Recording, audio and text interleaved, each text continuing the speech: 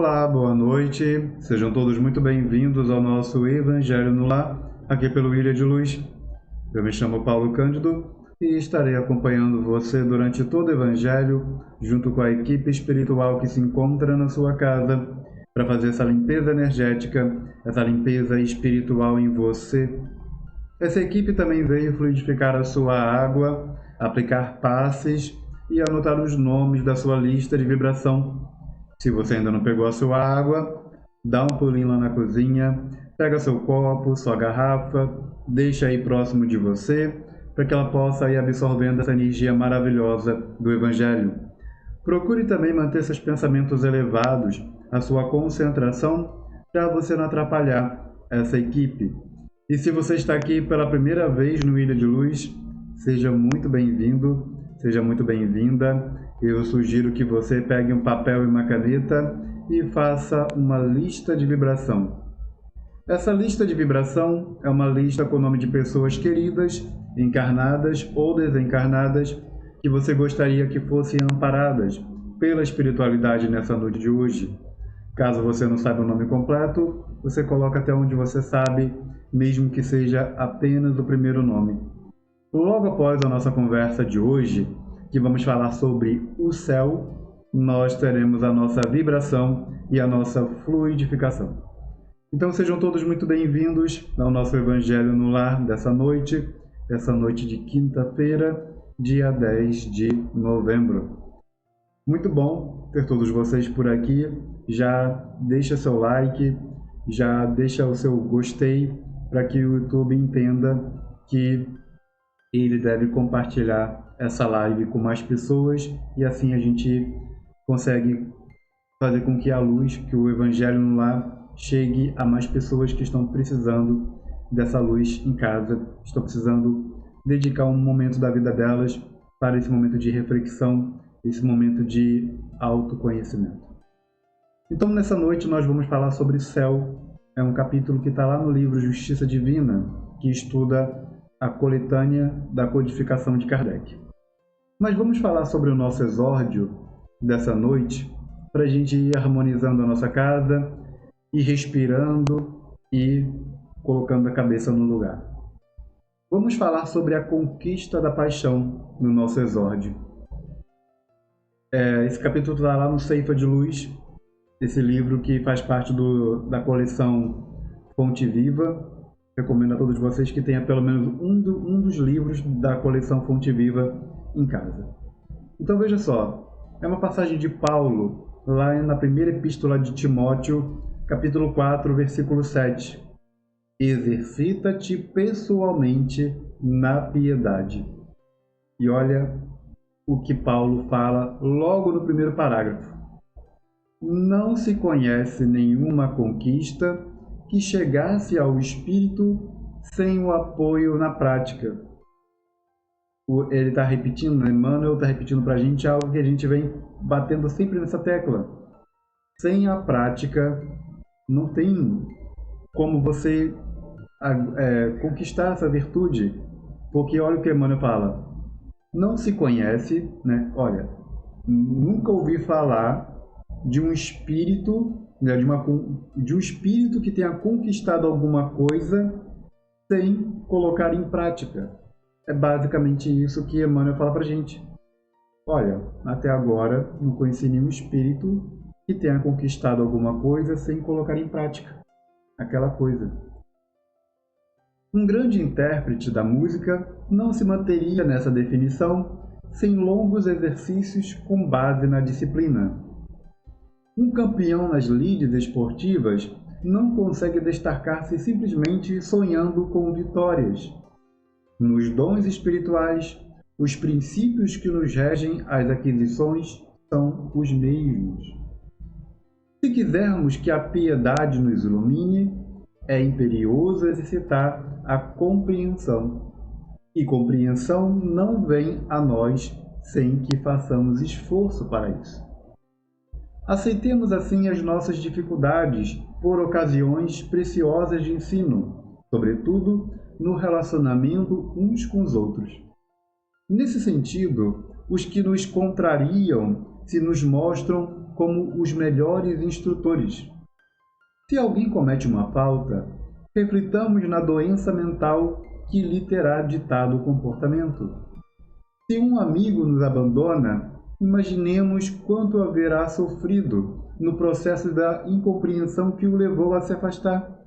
Entenda, quando Emmanuel fala sobre a questão se alguém cometeu uma falta conosco, a gente reflete sobre a doença mental, ele está comentando sobre o pensamento doentio, o pensamento doente que aquela pessoa teve para ter aquele comportamento que foi desagradável a você.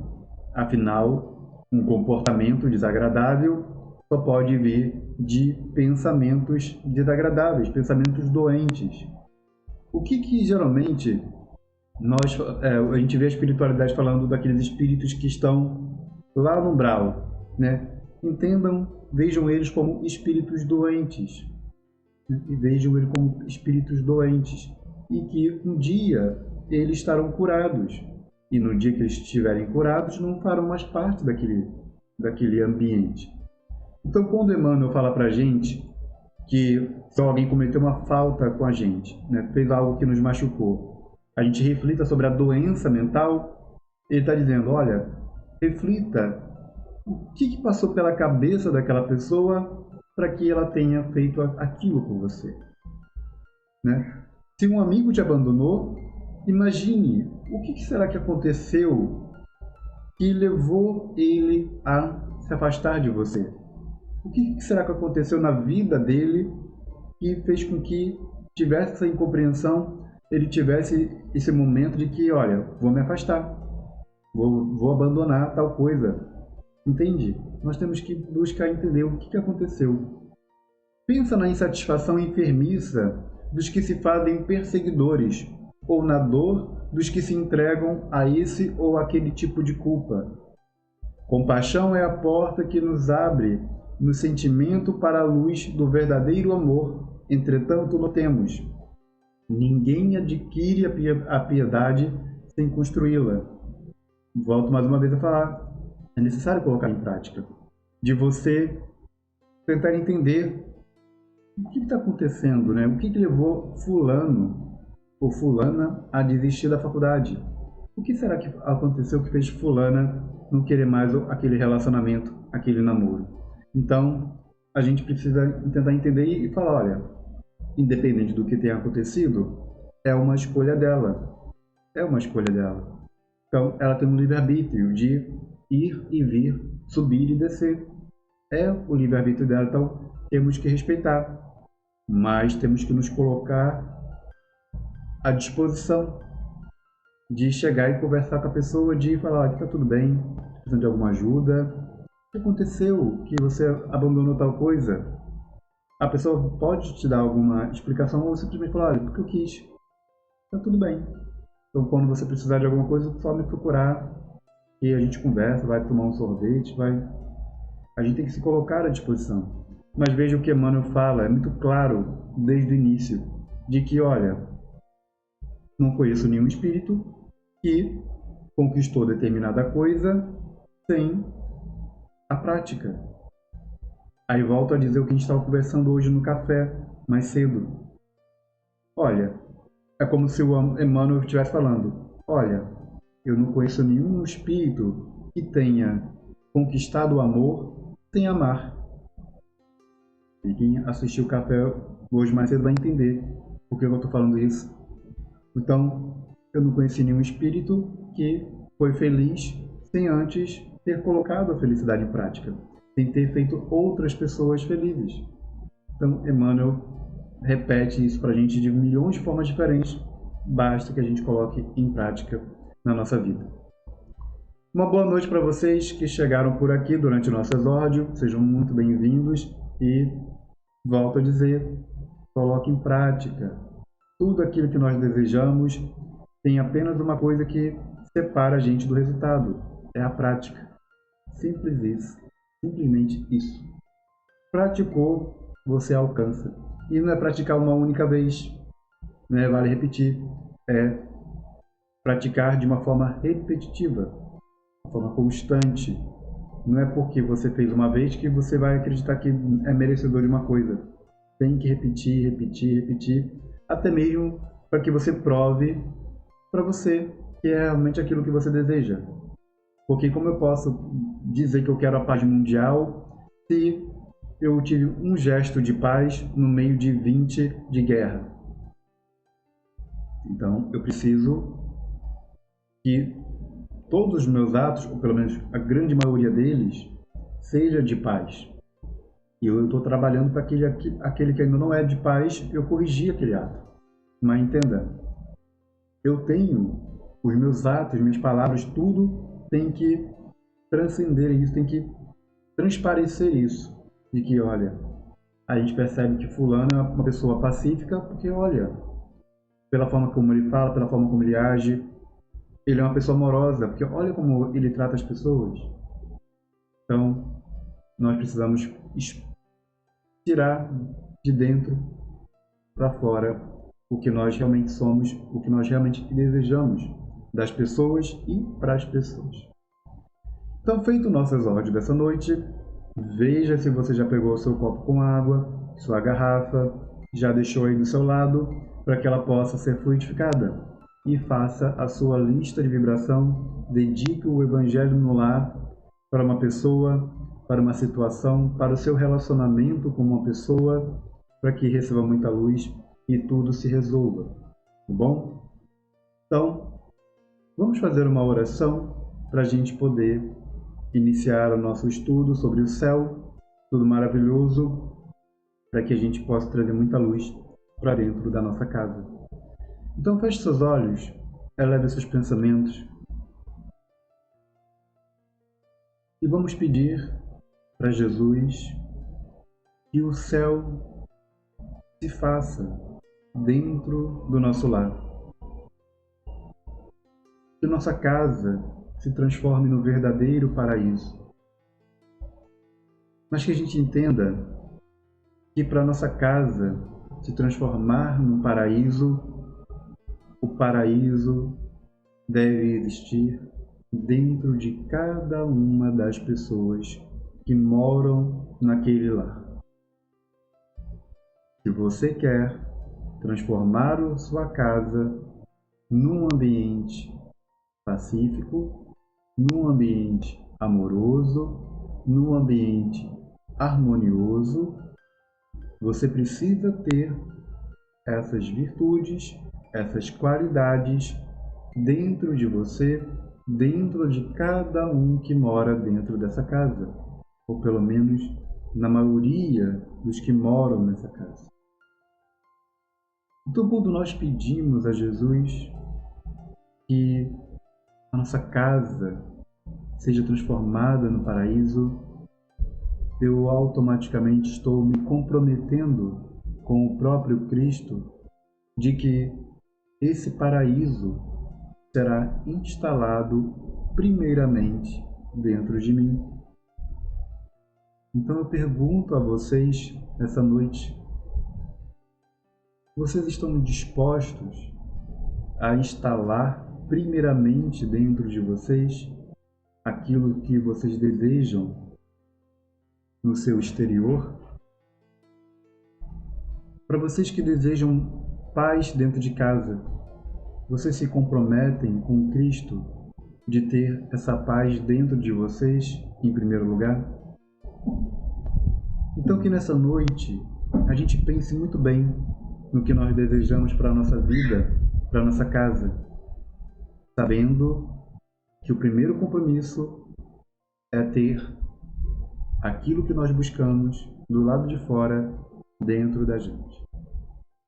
Que o Senhor nos abençoe hoje e sempre, que assim seja. Então, muito bem, vamos buscar esse céu nessa noite de hoje. Eu tenho certeza que só pelo fato de você estar aqui nessa noite, fazendo o Evangelho no lar, você está buscando muita luz, porque você está instalando essa luz primeiro dentro de você. E isso é algo muito bom, isso é algo muito positivo. Céu Essa mensagem foi recebida numa reunião pública em 1961. E Emmanuel comenta o seguinte para a gente: aflitiva e longa tem sido a nossa viagem multimilenária, por meio da reencarnação, a fim de que venhamos a entender o conceito do céu. Olha o que ele fala para a gente. Aflitiva e longa tem sido a nossa viagem multimilenária. Então, não faz pouco tempo que nós fomos criados. Tem muitos milênios que nós estamos nessa viagem. Estamos seguindo, que ela não termina nessa vida, ela segue em frente. Entre os chineses de épocas venerandas, afiançávamos que a imortalidade era a absoluta integração com os antepassados. Então, olha o que os chineses achavam, os chineses de antigamente, né? Na Índia bramânica, admitíamos que o Éden fosse a condição privilegiada de alguns eleitos na pureza intocável do cisne. No Egito remoto, imaginávamos que a glória na esfera espiritual consistisse na intimidade com os deuses particulares, mesmo quando se mostrassem positivamente cruéis. Na Grécia Antiga, supunhamos que a felicidade suprema, além da morte, brilhasse no trono das honrarias domésticas.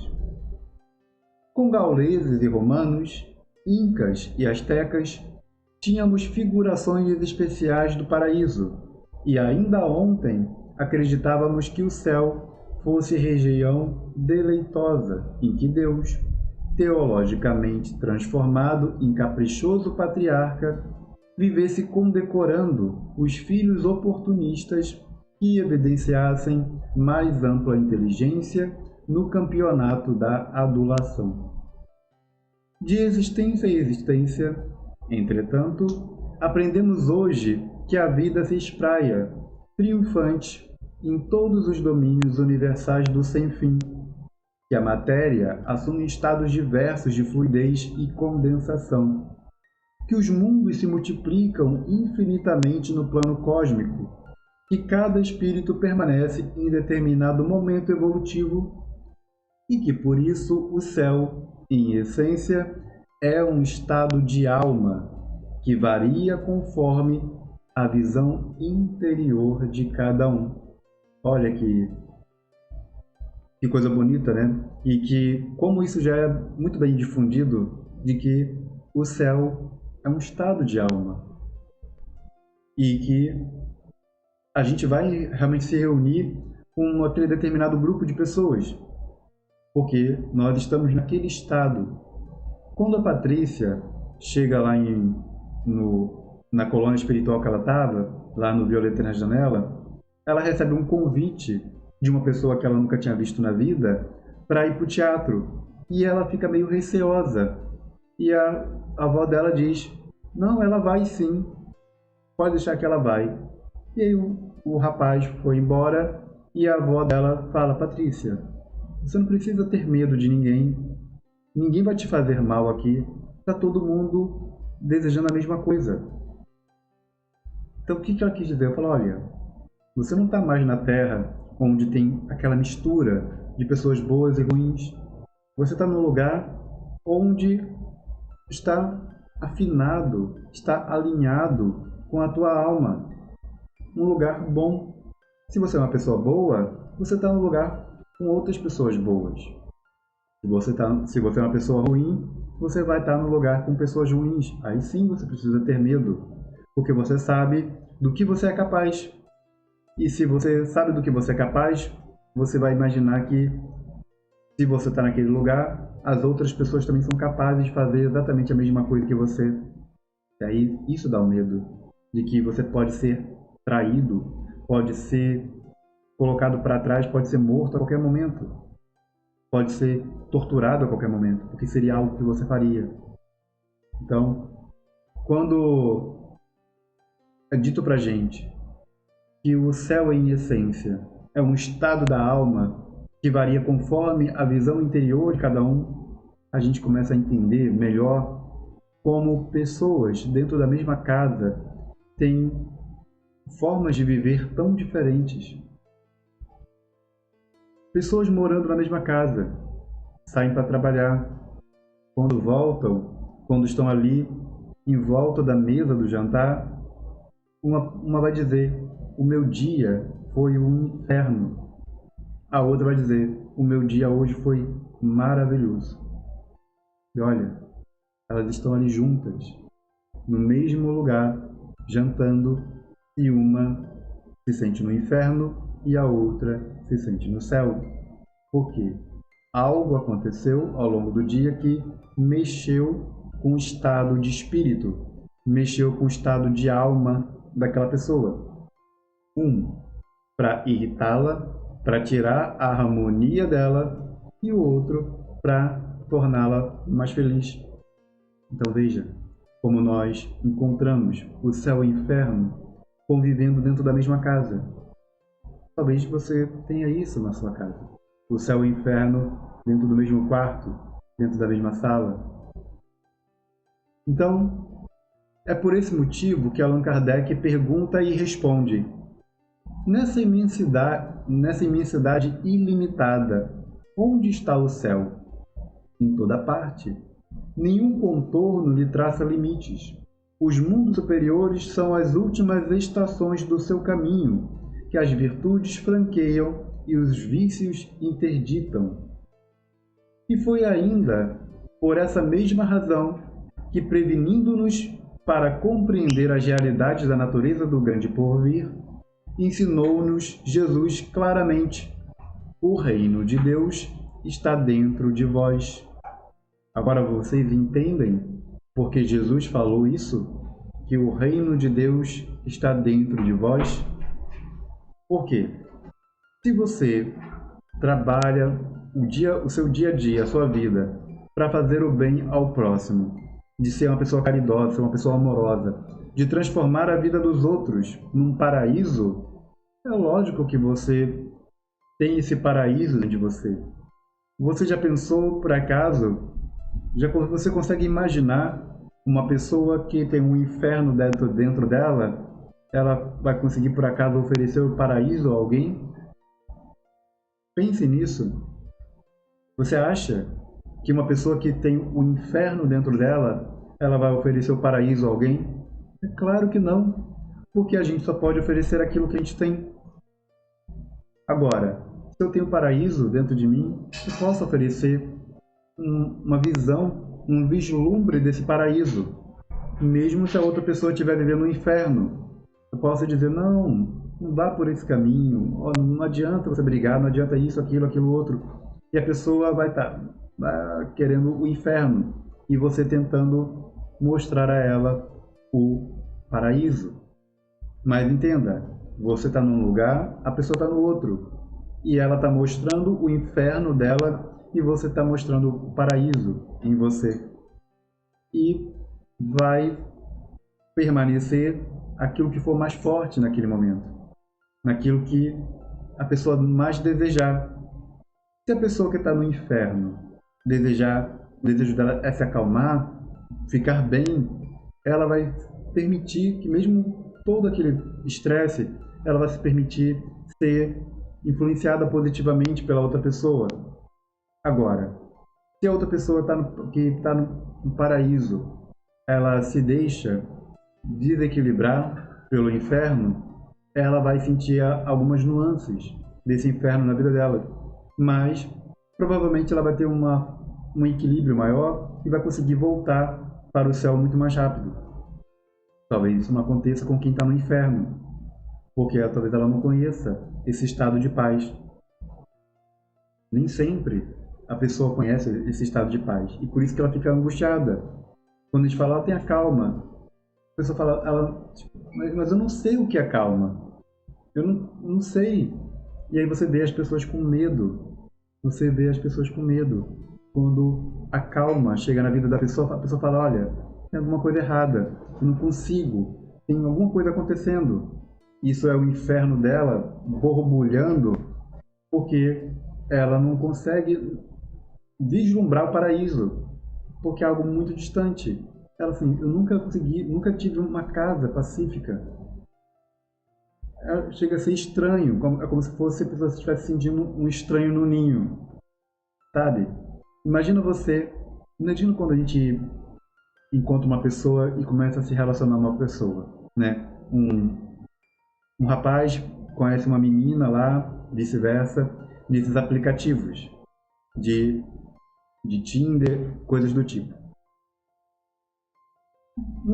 Eles se conheceram ali visualmente, um gostou do outro visualmente, só que quando se encontrarem pessoalmente, é que nós vamos entender, é que eles vão descobrir onde é que eles estão. Será que a menina tem o costume de viver mais no paraíso e ele mais no inferno? Como é que vai ser essa relação? Quem é que vai ceder para quem? Será que ela vai ceder, sair do paraíso para entrar no inferno astral que ele vive? Uma vida angustiada, nervosa, estressada? Ou ele vai ceder porque ele sempre desejou ter um paraíso na vida dele? Só que, infelizmente, ele viveu a vida dele cercado de inferno. As pessoas têm um certo receio de encontrar o oposto. Assim, olha, eu acho que eu não conseguiria viver nessa forma. É que nem aquelas pessoas que dizem, olha, eu não consigo viver longe das metrópoles. Eu gosto do barulho, gosto da correria. Enquanto tem outras pessoas que dizem, falam, olha, eu não acho, não tem coisa melhor no mundo do que acordar de manhã, ouvir o barulho dos passarinhos, sentir o cheiro de natureza, ter essa tranquilidade. Olha, olha o silêncio, que maravilha. Não tem barulho de sirene, não tem correria, ninguém gritando. Se alguém gritar, eu sei que é alguma coisa estranha. Então, olha, os lugares diferentes que as pessoas moram, dentro delas. E só realmente com a convivência. Por isso que nós temos que ter o maior cuidado com as pessoas que nós escolhemos estarem convivendo com a gente. Porque se eu quero paz, amor na minha vida, é lógico que eu vou buscar pessoas que estão querendo a mesma coisa. Por isso que fazem tanto as igrejas, os lugares fazem tantas questões, tanta questão de que as pessoas que estão ali, elas se relacionem, elas se conversem, se encontrem mais vezes. Porque, na visão deles, as pessoas que estão ali naquela igreja, naquele lugar, estão buscando a mesma coisa, buscando a mesma paz, o mesmo amor. Por isso que fazem tanta questão. E muitas igrejas até proíbem que aquele irmão ou irmã conheça a pessoa de outra religião, exatamente para que eles tenham medo de perder aquele fiel para sempre. Isso também tem a ver com o seguinte: as pessoas têm preconceito, não gostam de determinada coisa porque elas não conhecem a fundo. Imagina se eu vivo numa casa que passei a vida toda vendo meu pai e minha mãe brigando, meu pai bebendo, chegando bêbado em casa, batendo na minha mãe, batendo nos meus irmãos, batendo em mim. Acaba que aquilo é o natural. Se isso acontecer no meu relacionamento futuro, é algo natural. Eu cresci numa casa assim, eu vendo meu pai batendo na minha mãe, e brigando, chegando bêbado, toda aquela confusão. Então, aquilo é algo natural para mim.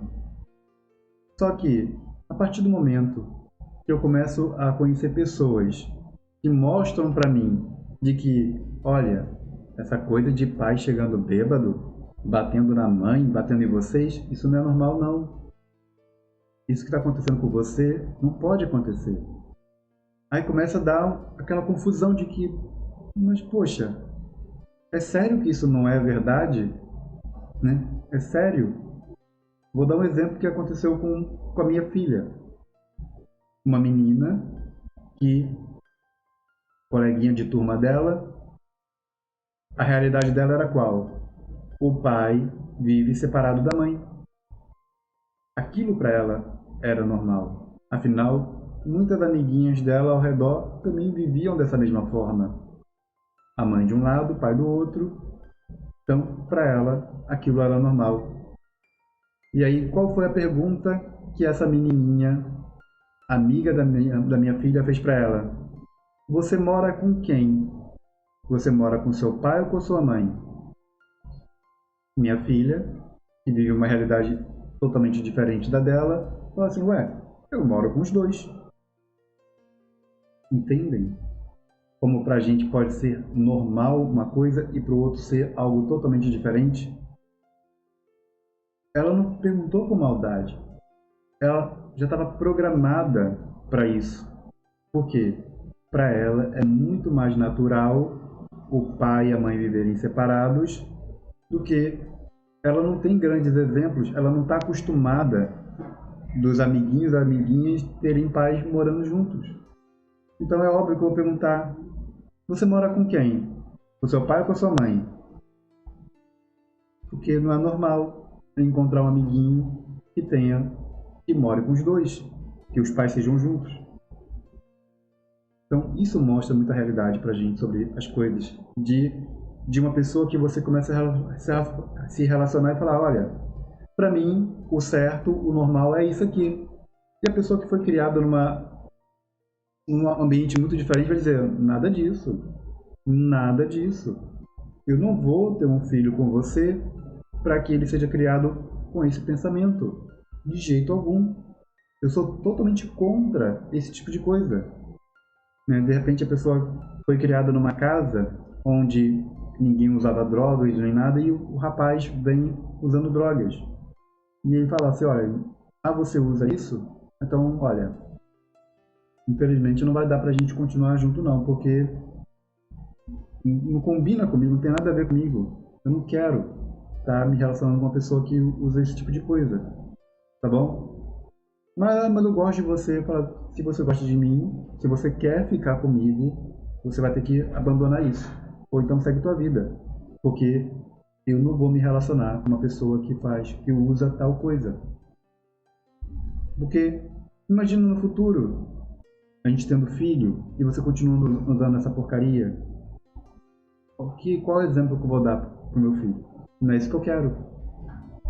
Entende? Então temos que saber selecionar muito bem o céu, o inferno que nós queremos ali compartilhar com as pessoas. E nós temos o livre-arbítrio para isso. Não fique achando que você é obrigado a estar ali do lado daquelas pessoas.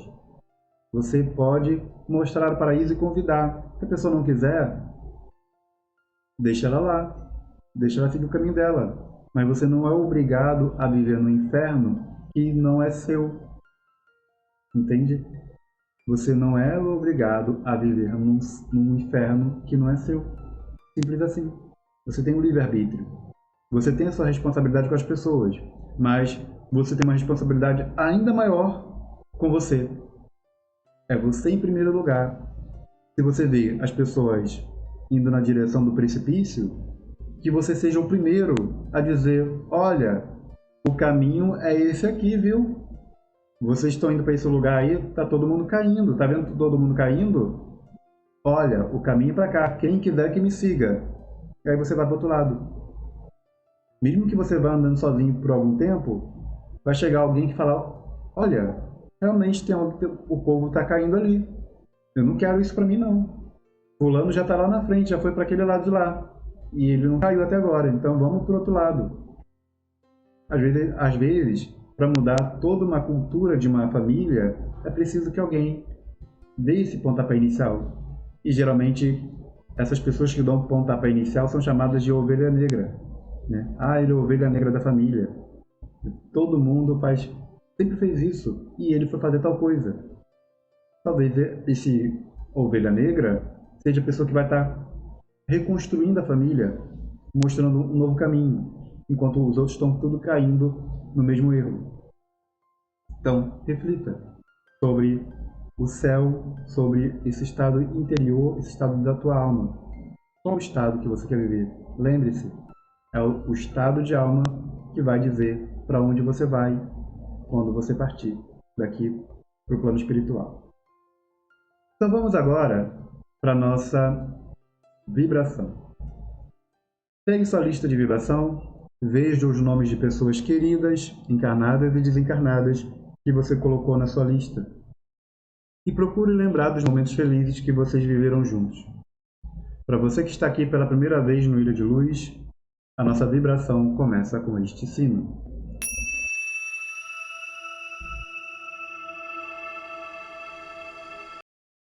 A próxima vez que você ouvir esse sino, marcará o início da nossa vibração e ela tem a duração de 1 minuto. Durante 1 minuto, estaremos de olhos fechados, mentalizando cada uma dessas pessoas e pedindo para que Jesus abençoe a vida delas. Então feche seus olhos, eleve seus pensamentos e ao ouvir o sino, daremos início.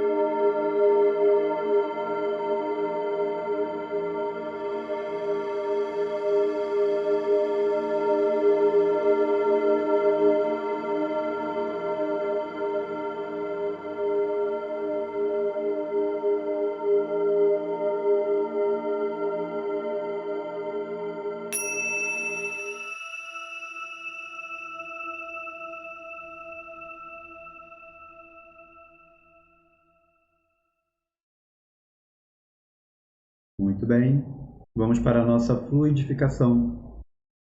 Pegue seu copo, sua garrafa, deixe aí próximo de você, ao alcance das suas mãos, e coloque suas mãos sobre sua água, como se você estivesse aplicando um passe nela.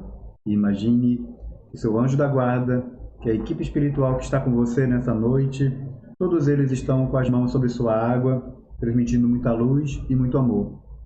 E quando você ouvir novamente o sino, marcará o início da nossa fluidificação.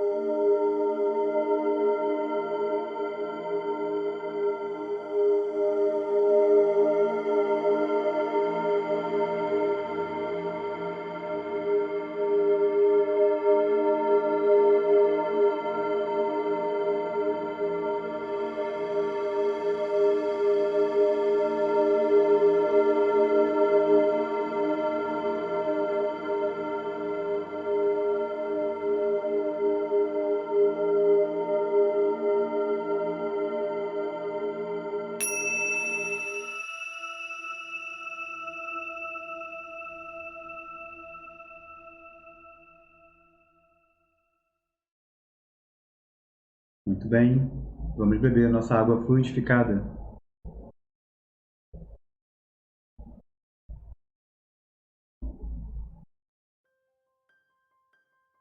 Muito obrigado pela sua presença nessa noite de hoje. Deixe seu like, seu gostei. Compartilhe o Evangelho com outras pessoas que você acredita que precisam ouvir essa mensagem de hoje.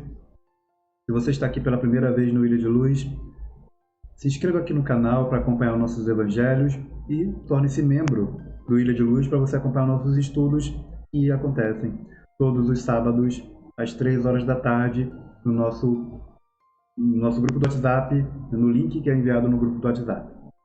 O link para o grupo do WhatsApp aqui na descrição do vídeo, assim como muitos outros links que você pode olhar e tentar ajudar de alguma forma, não só o canal, mas outras instituições. Um grande abraço para vocês, fiquem com Deus e até amanhã.